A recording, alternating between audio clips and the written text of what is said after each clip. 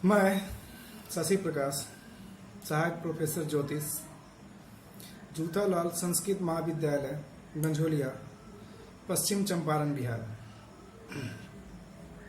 आज हम आप लोगों के सामने शास्त्रीय प्रतिष्ठा प्रथम खंड के अंतर्गत आने वाले पुस्तक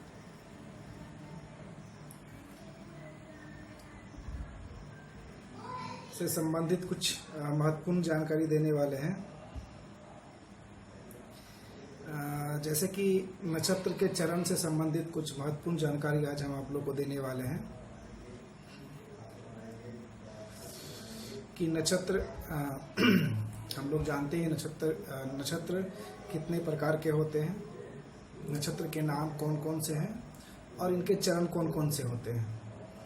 इन सब चीज़ों पे आज एक संक्षिप्त जानकारी हम आपको देने वाले हैं।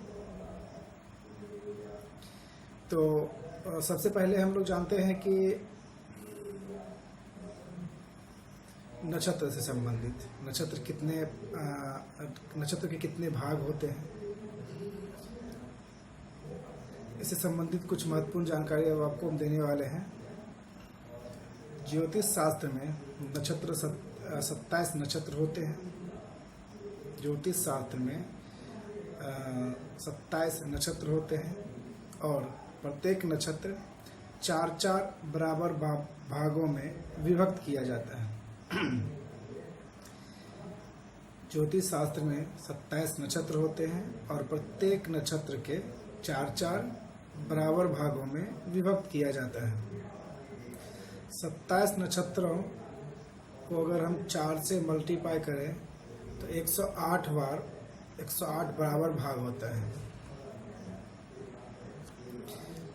सूक्ष्म अगर इसको हम लोग सूक्ष्म मतलब अच्छी तरीके से समझने का प्रयास करें तो नक्षत्र को चरणबद्ध किया गया है। इसको हम लोग ऐसे समझ सकते हैं कि हमारे पास 12 राशियां होती हैं।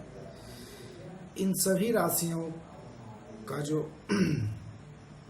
सभी राशियों में ये कैसे विभक्त किया गया है, इसके बारे में हम लोग आज इससे संबंधित कुछ जानकारी भी आपको देंगे।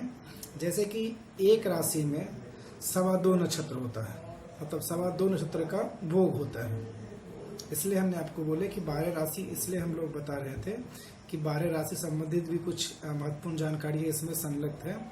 तो नक्षत्र के चरण में तो अभी हम आपको बता रहे थे कि 12 राशियां होते हैं। इसमें एक राशि जो होता है उसमें 2.25 नक्षत्र का भोग होता है, अर्थात एक राशि में 9 चरण होता है।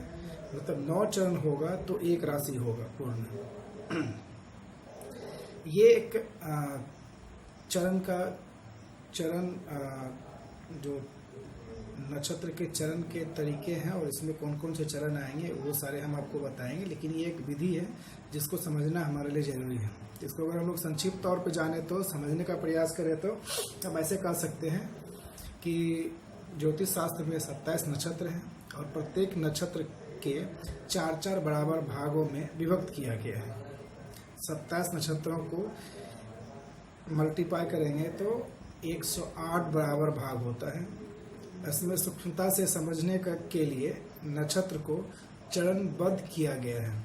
जैसे 12 राशियां हैं, इसलिए एक राशि में 2.25 नक्षत्र का भोग होता है, अर्थात एक राशि में 9 चरण होते हैं, जो एक चीज हमने आपको बताया था। अब इससे संबंधित हम लोग अब नक्षत्र के नाम जान लें। तो जैसा कि हम लोग पहले भी जानते हैं या फिर से हम आपको बतलाते हैं कि जो 27 नक्षत्र होते हैं उनका नाम जो है अश्विनी, भरणी, कृतिका, रोहिणी, मृगशिरा, आद्रा, पुनर्वसु, पुष, अश्लेषा, मघा, पूर्वा फाल्गुनी, उत्तरा फाल्गुनी, हस्ता, चित्रा, स्वाति, विशाखा, अनुराधा, ज्येष्ठा, मूल, पूर्वषाढ़ा, उत्तरषाढ़ा, श्रावण, घनिष्ठा, शतभिषा, पूर्व भाद्रपद, उत्तरा भाद्रपद और रेवती। ये 27 नक्षत्र है। नक्षत्रों का नाम हमने आपको बताया। ये 27 नक्षत्र हैं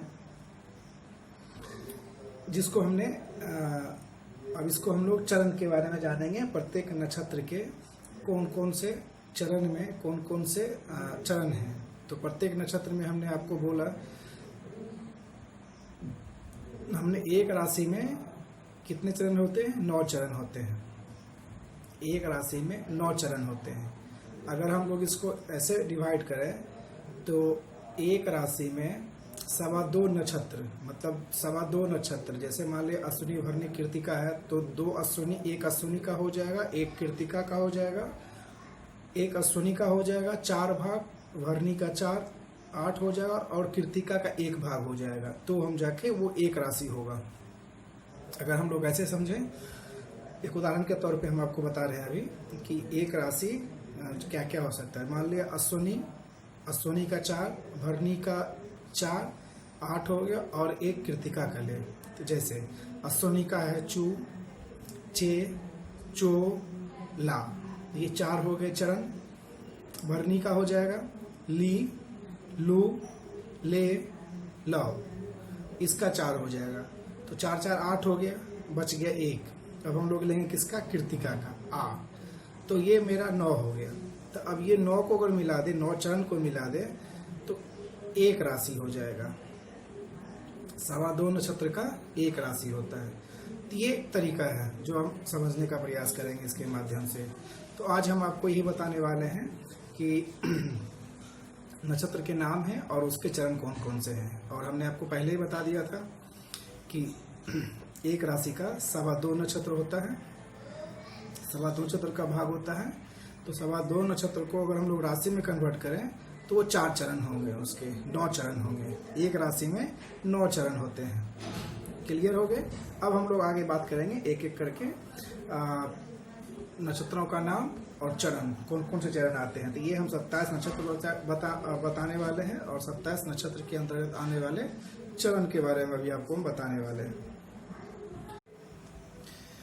हाँ, जैसा कि अभी हम आपको पहले बतला रहे थे कि नक्षत्रों के नाम और चरण के बारे में बताने वाले हैं। तो नक्षत्र का नाम, नक्षत्रों के नाम हो जाएंगे सबसे पहले अश्विनी और इनके अंतर्गत आने वाले चरण चू, चे, चो, आ, ला। ये 4 चरण आएंगे अश्विनी नक्षत्र के अंतर्गत। दूसरा बात करते हैं भरनी का। नक्षत्र का नाम हो गया भरनी। इसके अंतर्गत आने वाले चरण ली, लू, ले और लो। ये 4 चरण आ गए भरनी नक्षत्र के अंतर्गत। अब तीसरा हम बात करते हैं कृतिका का, नक्षत्र के नाम जो है। इसके अंतर्गत आने वाले चरण जो होंगे आ, ई, उ, ए। ये 4 चरण ये कृतिका नक्षत्र के अंतर्गत आएंगे। इसके बाद हम बात करते हैं रोहिणी।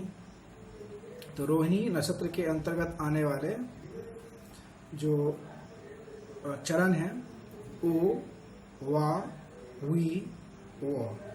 ये 4 चरण हैं रोहिणी नक्षत्र के अंतर्गत आने वाले। इसके बाद हम बात करते हैं मृगशिरा। इसके अंतर्गत आने वाले चरण वे, वो, का और की।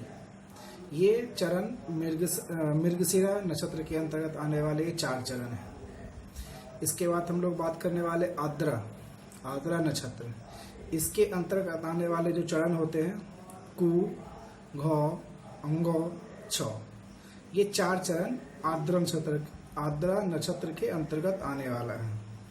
इसके बाद हम बात करते हैं पुनर्वसु नक्षत्र के अंतर्गत आने वाले चरण जो होंगे के, को, हा और ही। ये 4 चरण पुनर्वसु नक्षत्र के अंतर्गत आएंगे। इसके बाद अगर हम लोग बात करते हैं पुष्य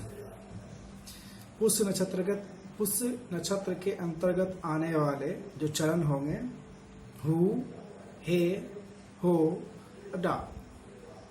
ये 4 चरण पुष्य नक्षत्र के अंतर्गत आएंगे। इसके बाद हम लोग बात करते हैं अश्लेषा। अश्लेषा नक्षत्र के अंतर्गत आने वाले जो चरण हैं डी, डू, डे और डो। ये 4 चरण आपके अश्लेषा नक्षत्र के अंतर्गत आने वाले हैं। इसके बाद हम बात करते हैं मघा का।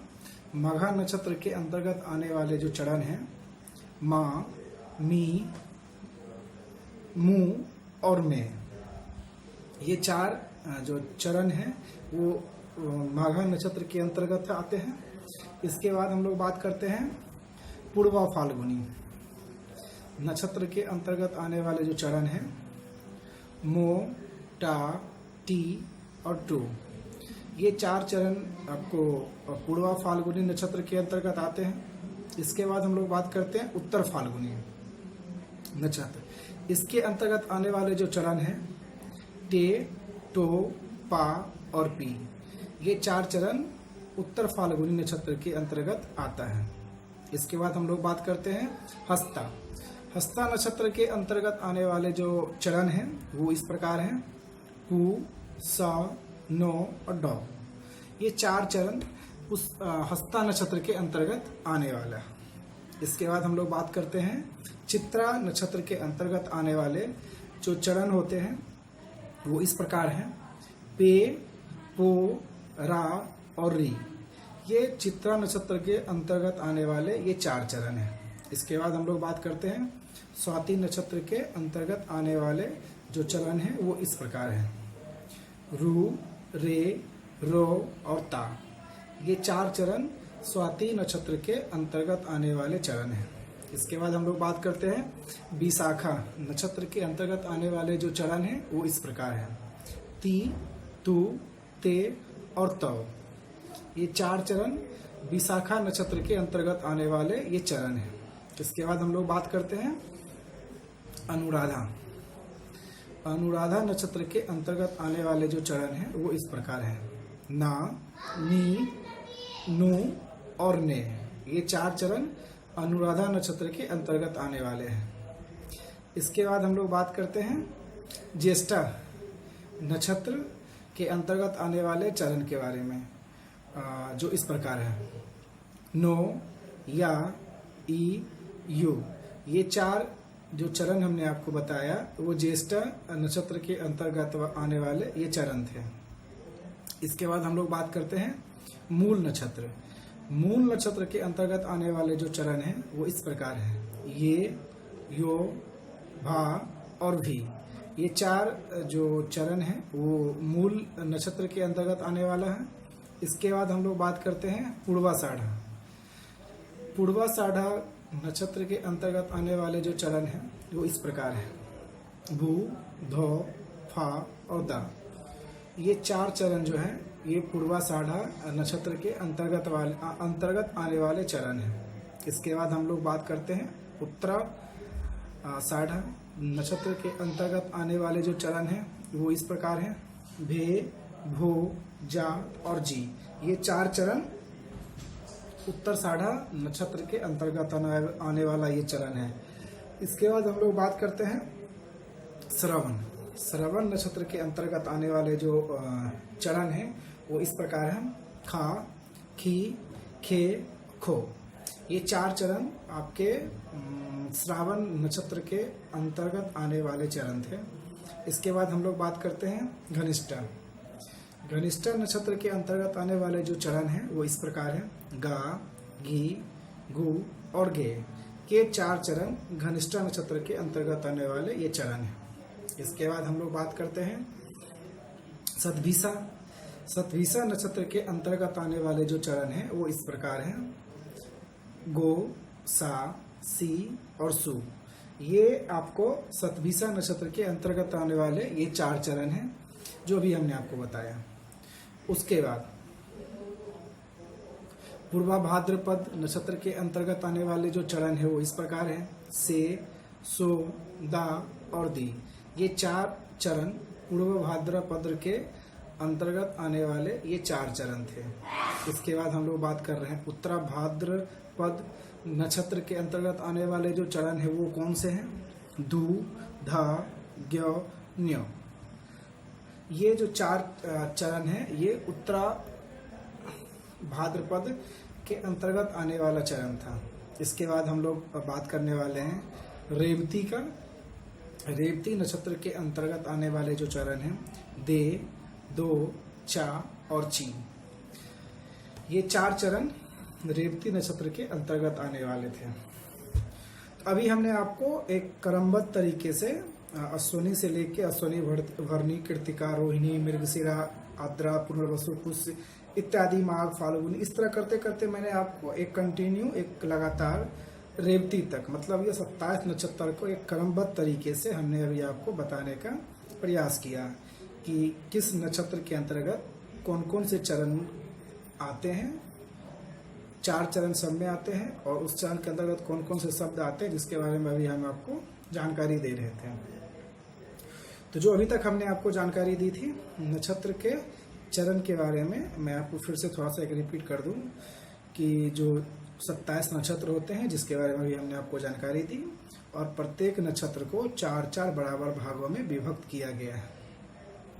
अगर हम लोग इसको राशि के माध्यम से समझने का प्रयास करें तो एक राशि में 2.25 नक्षत्र का भोग होता है, अर्थात एक राशि में 9 चरण होता है। क्योंकि अभी हमने आपको बता दिया था कि एक नक्षत्र में 4 चरण होते हैं, तो इसलिए 2.25 नक्षत्र मतलब 9 चरण होते हैं। तो एक राशि में 9 चरण होते हैं, जो अभी हमने आपको ये चरणबद्ध तरीके से एक एक करके किस नक्षत्र के अंतर्गत आने वाले कौन कौन से चरण होते हैं जिसके बारे में अभी हमने आपको एक जानकारी दी, जो आपके लिए काफ़ी फायदे होंगे और आपके लिए लाभप्रद भी होंगे। आप इसका अध्ययन करें। तब तक के लिए धन्यवाद।